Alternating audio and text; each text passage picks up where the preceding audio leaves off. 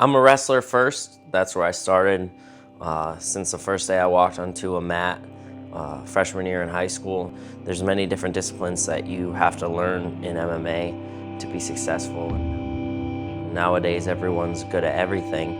And I take a lot of pride in the fact that I'm a pretty well-rounded fighter. I remember that when it got to the point where people started to know who you were and it got serious, like, are we gonna do this? Is this what you're gonna do? Yeah. And we sat down and we said, what? Give it a shot. You only have one chance. You're never gonna get this chance again. My mom's been my biggest fan and my biggest supporter. And I always wanted him not to limit himself to what other people thought he was capable of. I never fought to be like popular or to be cool or to have people think I'm tough. It's not why I do it. I do it because it's something I love, and I train as hard as I can. I train as smart as I can. And I mean, really, like, you have someone standing, you know, what's it, like 20 feet away from you, and that is like trying to just take away everything you worked hard for.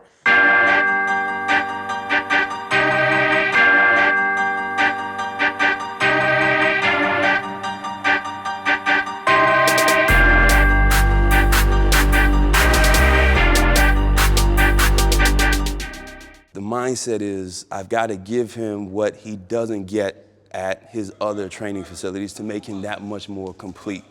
I'm really just focusing on his explosive power, developing his punching ability, and obviously his lower body explosiveness, which helps his kicks, which helps him be more explosive into his striking, which makes his takedowns that much more powerful. His mobility and flexibility has increased, which has allowed him to maneuver away from people when they're trying to attack him and trying to get him on the ground. If Nick does get taken down, or if he takes the guy down, he doesn't have to rely just on strikes and punches. As you've seen, he's hitting heel hooks, he's hitting arm bars, he's hitting guillotines, and that's where the grappling in Brazilian Jiu-Jitsu comes into play, is the submissions. And he could determine, for the most part, if he wants to stay on the feet with his wrestling, or if you watch his last fight, he ended up getting caught with a punch. He decided, let me take this guy down. So because of his wrestling and Jiu-Jitsu, he can control where he wants to keep the fight, which is a good thing. The one good thing about Nick, he has very good mobility, so we work on a little bit more angles with him. We also work on the gap control a little bit more, and the big thing with Nick is he has good takedowns. So mixing his striking to his takedowns makes his striking significantly better, because now you're in fear of the takedown the whole time. You know, he cuts his angles very well, he pressures in. If you pressure back, he goes for the takedown. If you move back, he strikes.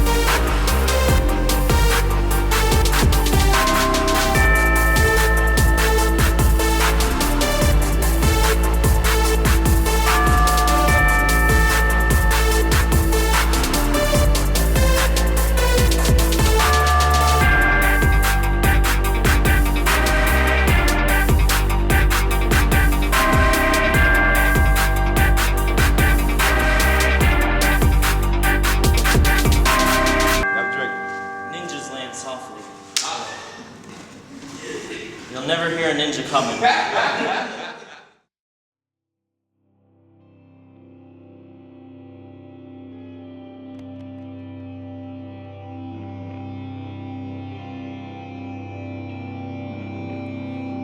It really is a journey, and it's an emotional and physical journey, and this is the path that I've chosen to take. A lot of people say, oh, what are you gonna do? You're undefeated. Do you feel any pressure? And it's like, no, I don't feel any pressure.